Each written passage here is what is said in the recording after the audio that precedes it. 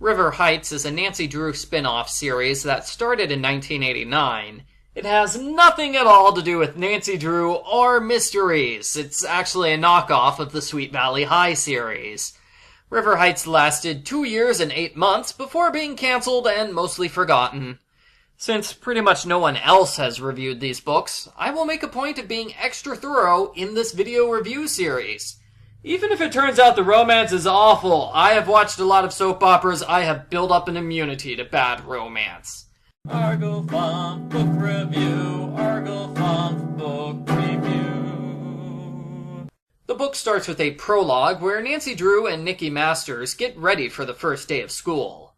Well, Nikki's getting ready. Nancy doesn't go to school, so she's here just to be Nikki's personal cheerleader. Nancy is sure that Nikki will knock everyone's socks off with her good looks and charm, while Nikki is a little preoccupied over the fact that she was arrested for murder and Nancy Drew files 39. She's probably going to get nasty comments about that for the rest of her life.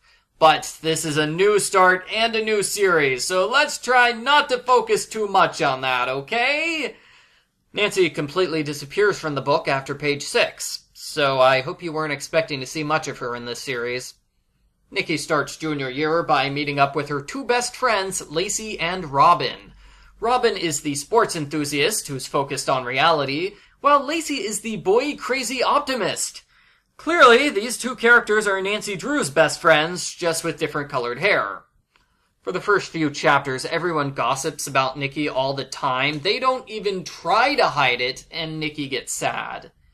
We meet Brittany Tate, the school's queen bee. Brittany clawed her way up to the top of the social ladder, and she hates Nikki with a passion.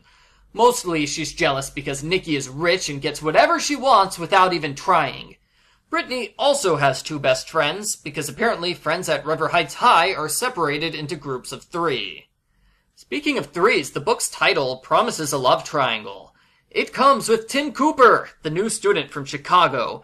He is amazingly good-looking. Like, so good-looking that as soon as he enters homeroom, everyone stops and stares at him for a while. Brittany instantly falls in love with Tim, but he only has eyes for Nikki. He takes a seat next to her and makes cute small talk. She's a bit too preoccupied to pay much attention to him. In English class, they are reading The Scarlet Letter. The teacher uses this as an excuse to spend the entire period talking about Nikki's murder scandal. In other words, the English teacher is a horrible person. Brittany hopes the arrest will scare Tim away from Nikki, but no, now he's even more interested in her than ever. I guess Tim likes bad girls. Brittany wants to be the center of attention and score points with Tim, so she stands up at lunch. The entire cafeteria falls silent because Queen Brittany is speaking.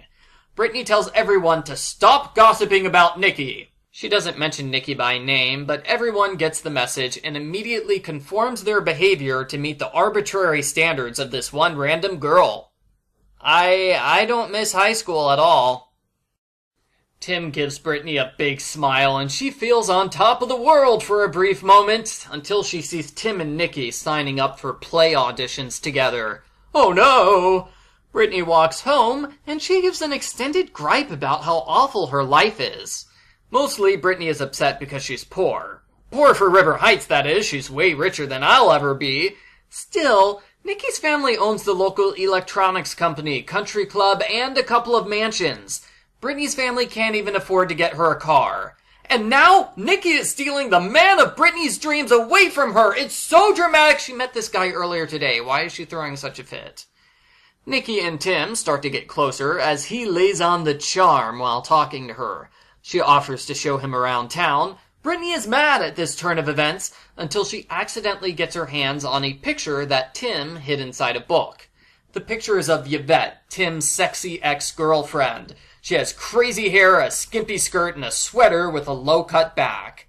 Brittany looks at the picture, and she comes up with a scheme to humiliate Nikki. She goes shopping with Nikki, and she buys her a bunch of clothes that look just like Yvette's. Tim is shocked and goes ghostly pale when he sees Nikki's new outfit. It's such a huge overreaction, I have to wonder if he thinks Yvette is the only girl in the world who wears black skirts. Brittany's dad has a surprise! A brand new car!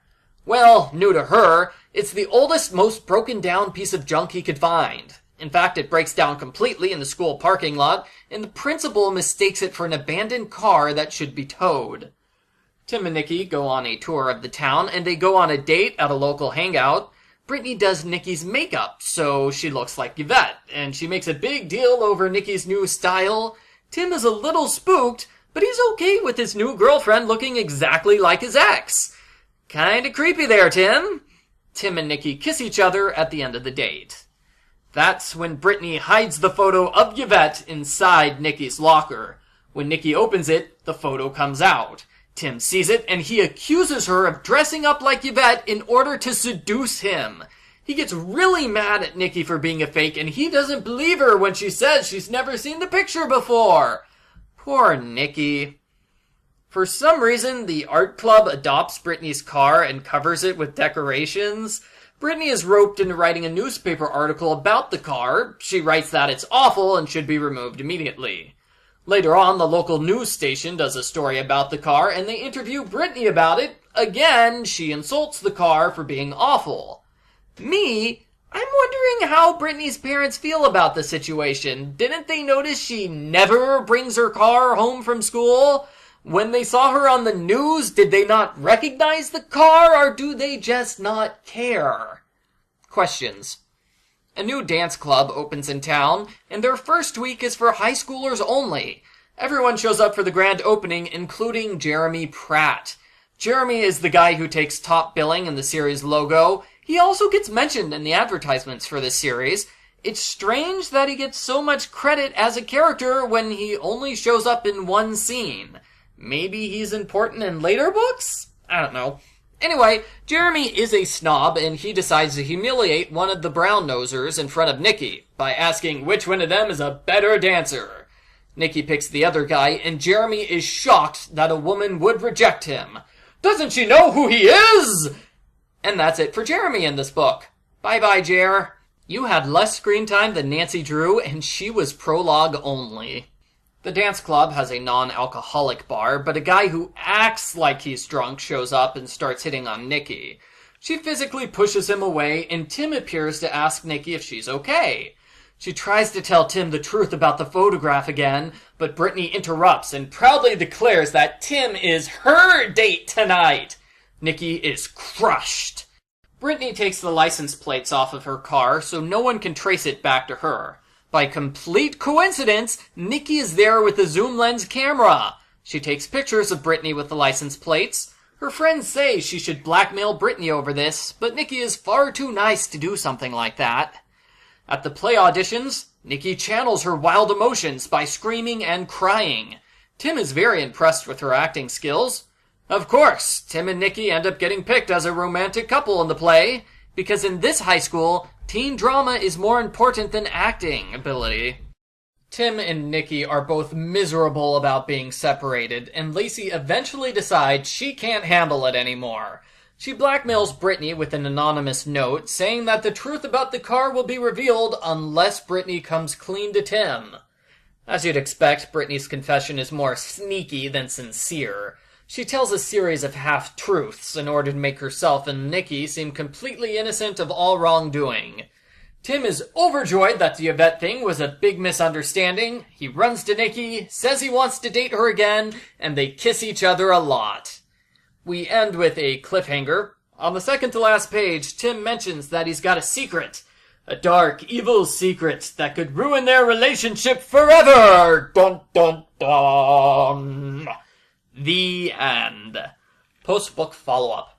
There are a fair number of characters in this book, and I am paranoid that I should mention every single one of them here, because they might be important in later books, and I want you guys to know who they are. For example, both of Nikki's friends have a love interest that get mentioned a few times, but the guys don't show up until the big dance party. So they're not very important to the book, but they do get mentioned more than Jeremy Pratt, and he's on the cover. The book's title promises a love triangle, but it's not a traditional love triangle, because Tim doesn't want to date Brittany, and Nikki doesn't develop an interest in Tim until halfway through. The book is not really two girls fighting over the same boy, it's more like a schemer trying to get her man. I'd say that Brittany's evil scheme was okay. It's kind of amazing how she's able to accurately build an entire wardrobe of Yvette clothes from just one picture. It was clever how Brittany had the picture in the locker as a backup plan in case dressing Nikki up like Yvette wasn't enough to scare Tim off.